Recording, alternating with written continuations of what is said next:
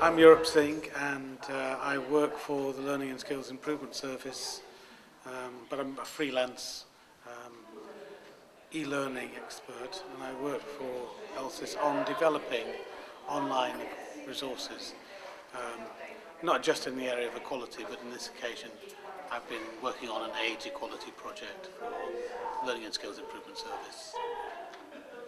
Okay. All right, and in terms of that, what advice would you give to teachers on age equality? I think there are a number of things that teachers need to think about.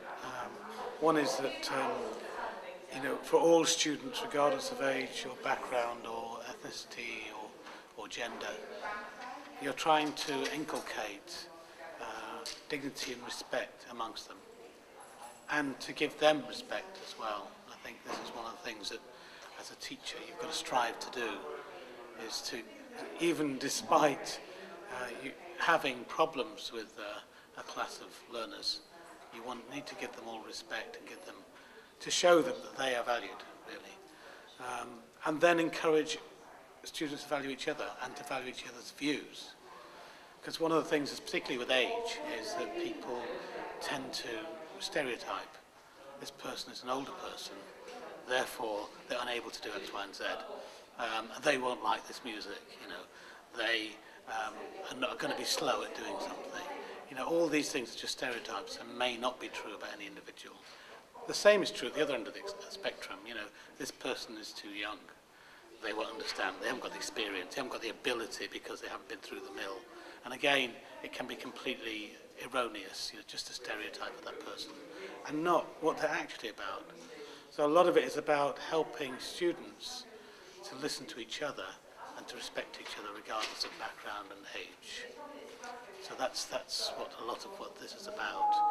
I mean, there are some strategies. Clearly, teachers should be trying to use the content of what they do, their curriculum content, but in terms of what they present in a presentational way themselves, by speaking, not necessarily worksheets, but how they talk about the issues. And they can raise within their curriculum area aspects around age issues, and why people should be challenging inequalities that might arise from age. So people get passed over because they're either too old or too young,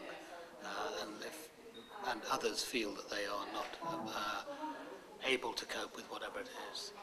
So you can raise those kinds of issues in your curriculum content. The other is in dealing with inappropriate behaviour. Quite often students will say things which you could pass off as not being very harmful, but can have an incredible impact on the individual unless the teacher challenges that kind of inappropriate behaviour.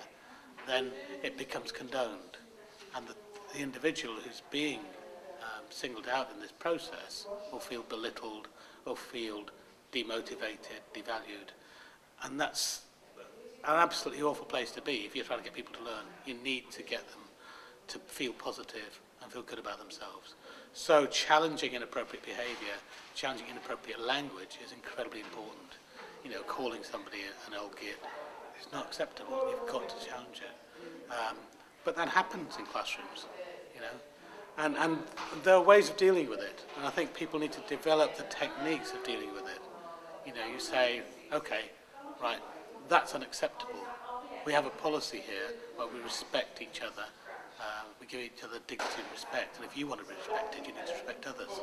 And that's the way. And I'd like to talk to you about this in detail after the class. Don't disrupt the class, but stop them. And that's an important technique to learn.